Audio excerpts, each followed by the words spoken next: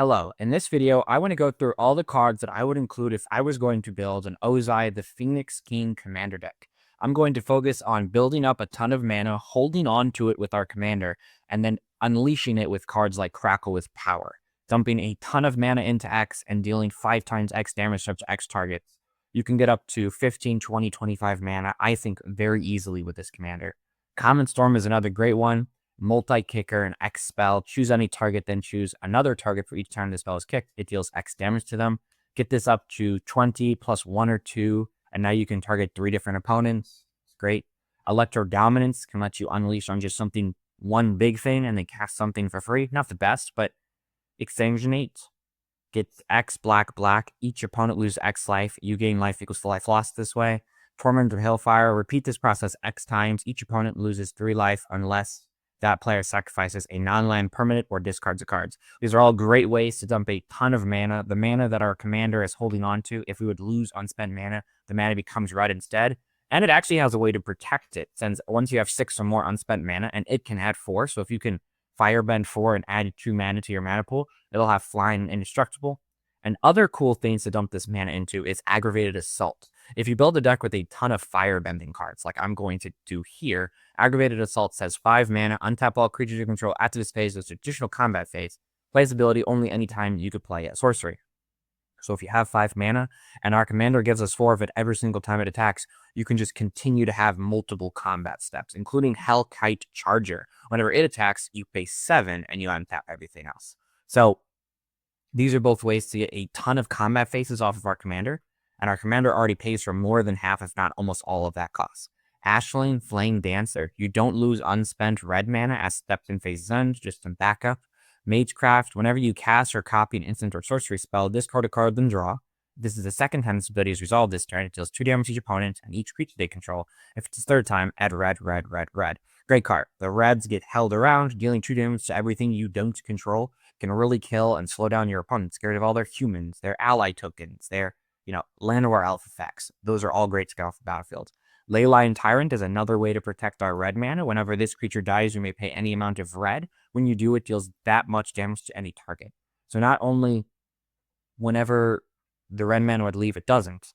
But whenever this creature leaves, there's something to do with the red mana if it's the only thing holding on to the red mana. That's something that Ozai doesn't have, is a way to use the red mana at the last minute if it dies. Electro Assaulting Battery also has protection on it. 3 mana, 2/3 flyer. You don't lose unspent red mana. Whenever you cast an instant or sorcery spell, add red. Whenever it leaves the battlefield, you may pay X. When you do, it deals X damage to target player. So, again, it holds on to the mana, and whenever Electro dies, because it's probably going to get targeted once you get up to 20, 30 mana, or, even 10 mana, I think opponents are going to start looking at you funny. It has like a protection where, like, okay, you would kill it, I'm going to deal you 20 damage. Are you sure you want to kill it? Doubling Cube. If you're holding all this mana in your mana pool, you might as well start doubling it and go from 20 to 40. And now all of your X spells that are going to win you the game are looking a lot better. Braid of Fire, cumulative upkeep, add red. This gets the 3, 4, 5 mana, and it just holds on to it. You don't have to use it in any specific phase, because Ozai or any of our other spells can hold on to it. Bender's Waterskin. I love this card in this deck. When I first saw other people putting their deck, I was kind of confused. But for 3 colorless, it's an artifact. Untap this artifact during each other player's untap step. Tap, add 1 mana of any color. So every single turn, you get to add another mana to your mana pool that Ozai can hold on to. And it's great because Ozai becomes indestructible once you hit 6. So it's harder to deal with than Ashling or Electro, because it's indestructible. It just is. And then also has flying, so it's not that they can't block from the ground. And then once you put in Swiftfoot boots on it or stuff like that to give it hexproof and shroud, it's just fantastic. Big score. Discard a card, draw 2, create 2 treasure tokens. Unexpected Windfall, discard a card, draw 2, create 2 treasure tokens. Now, the one thing that I noticed when putting this list together is the fact that once you start, all your mana becomes red. You need black for things too. So these treasures can give you black. Obviously, your lands can give you black, but having access to treasures and these kind of things are just great. Burgie, whenever you cast a spell, add red. Really just as simple as that. Just builds up more red mana. It's like cast or X spells. Dark Ritual, to get Ozai in play as quickly as possible. The earliest it could come into play is turn 6 with Dark Ritual. Now this is turn 4. Season's Dawn, same thing. Get it, our commander in play as quickly as possible. Or just add a ton of red mana. Or just add a ton of black mana that becomes red mana. Faded Firepower, X red, red, red with Flash. This enchantment enters with X fire counters on it. If a source you control will deal damage to an opponent or a permanent opponent controls, it deals that much damage plus an amount of damage equal to the number of fire counters on this enchantment instead. Now, of course, you could play this and only pay like 3 into it, and that's great. But this is one of those cards that I love as a backup. So Ozai dies. You have 30 red men in your mana pool. Throw down a 27 counter faded firepower. That's insane. It's actually insane. So this kind of, doing something with all this mana that you have up is great. Fire Lord Ozai, 3 and a black, legendary creature, human noble, 4/4. Whenever it attacks, you may sacrifice another creature. If you do, add an amount of red equal to the sacrifice creature's power. Until end of combat, you don't lose mana at step's end. 6, exile the top card of each opponent's library. Until end of turn, you may play one of those cards out paying its mana cost. So if you have, let's say, 24 red mana and your commander dies and I have to do something with it, you could just exile the top 4 and get 4 cards for free. That's great. Plus, you can be sacrificing things to have red. But I really just like the 6 ability, the pay 6 mana ability. Fire Nation attacks. Create 2 red soldier tokens of Firebending 1, so you can add more red mana. But this is a slot just supposed to say flashback cards are good. With the commander, that you have a ton of red mana. This is an instant. So if you have 9 mana and one of the cards are protecting your mana, like Ashleen or Ozai dies, you can just use that mana at instant speed to cast Fire Nation attacks and you don't lose the mana. Seems good to me. Fire Sages, 1 in a red, Firebending 1, 2/2. 1 red, but a plus counter on this creature.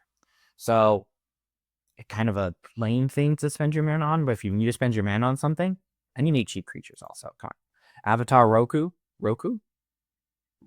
Yeah, like the TV. Okay, Avatar Roku Firebender, 3 red, 6/6. Whenever a player attacks, add 6 red. You don't lose the mana. Red, target feature gets +3/+0 until end of turn.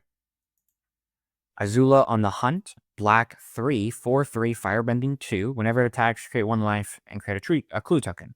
Clue tokens are great. You can use your unspent mana from Firebending. If you don't have one of your protection of red mana spells in play, you can just crack clues.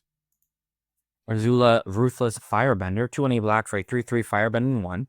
Whenever it attacks, you may discard a card. Then you get an experience counter for each play for discard a card this turn. 2 and a black, until end of turn it gets +1/+1 for each experience counter you have and gains menace. So, I like the idea of putting this card in the deck, but the truth is, you don't have that much black mana. You can't spend all of your red mana to put up as a +1/+1 temporarily on it. So this card's maybe just okay in this build, but I like the idea of it, but I probably need to try it. Firebending Student, red 1/1/2, prowess. Firebending X, or X is this creature's power. So this card wears +1/+1 kind of super well. Just adds more red mana for you to hold on to. Great train heist. Untap all creatures you control. If it's your combat phase, there's additional combat phase. That's the mode I really like. And this only costs 4 mana. And this is the placeholder for all of the 4 mana ones. You get 4 red mana, you can cast Train Heist with it immediately and get another combat phase. Just great. Inferno of the Star Mount, 6 mana, 6/6. This spell can be countered. Flying Haste, pay a red, and gets +1/+0 until end of turn. When its power becomes 20, this wheel deals 20 damage to a target. This is another one of those cards that make your opponents go, can I really afford to kill the Phoenix King? Because they're going to deal 20 damage to me.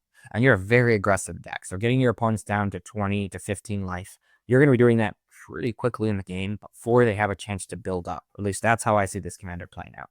Jessica's Will adds a ton of red for each card in target opponent's hand. You can also exile cards and use your red mana on something. Garlock, Fury of Avernus, 4 and a red for a 5/4. Whenever you attack, if it's the first combat phase of the turn, untap all attacking creatures. They gain first strike and you get additional combat. Super good with all of our fire bending creatures. Swift Boots and Lightning Greaves. Our commander already has haste, but giving us Shroud or Hexproof, it's just great. An indestructible haste and Shroud, it's going to be pretty hard to kill. They don't have to literally exile spell it. Mana Geyser, 5 mana. Add red for each tap land in your opponent's control. Add a ton of mana to your mana pool for casting one of your X spells to win the game. And have the Eternal, 3 red, 4/6. At the beginning of your post-combat main phase, add 1 red for each life your opponents have lost this turn. There's a real possibility that a 7/7 flying trample card is going to deal a serious amount of damage to your opponents. So that by itself is going to add some red, and then you just have a lot of other things going on. Phyrexian Arena, you're going to have access to a lot of mana in this deck, even though you're not a green deck. And so I think Phyrexian Arena is not the best card. But being able to draw more cards is just what you need to do. Professional Facebreaker, same thing. Whenever you attack with one or more creatures, you get a treasure, so you can use it for red or black. Sacrifice the treasure. Exile top card to library, you play the card to start. I am a firm believer that even if your deck has half mountains, half swamps, and you're going to play some dual lands and stuff in there too, but your deck is not ever going to have enough black mana because all of your mana is just constantly red. So, Personal Phrase Breaker can use more treasures and cast those treasures into other things. So, in this comment, Firebending 5, just add a ton of mana every single time you attack. The Reaver Cleaver, whenever this creature just combo damage to a player or planeswalker, create that many treasure tokens. Great on a trampling flying creature. Vindictive Warden, like this card in this deck a lot. 3 mana, 2/3 menace, Firebending 1. 3, this creature deals 1 damage to each opponent.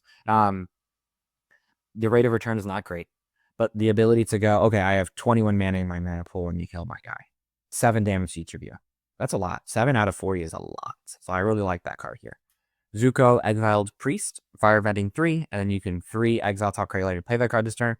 If you have a ton of mana in this deck, like I think you're constantly going to, just being able to say, okay, I'm going to draw a card, essentially. Just draw a card anytime you want. It's great. Zuko, Firebending Master, 1 and a red for a 2/2 first strike. Firebending X for active the number of experience counters you have. Whenever you cast a spell during combat, you get an experience counter. Just being able to firebend a ton of little creature with first strike is great. Plus, it wears like equipment well if you want to put those cards in your deck. Emergent Zone, you can sack it to give your spells flash. You can also play artifacts to give your spells flash. I just think those are good in the deck. Those are all the cards that I would include if I was going to build an Ozai the Phoenix King Commander deck. Let me know your thoughts in the comments below. I hope you have a good rest of your day and may your top decks be ever in your favor. Thank you.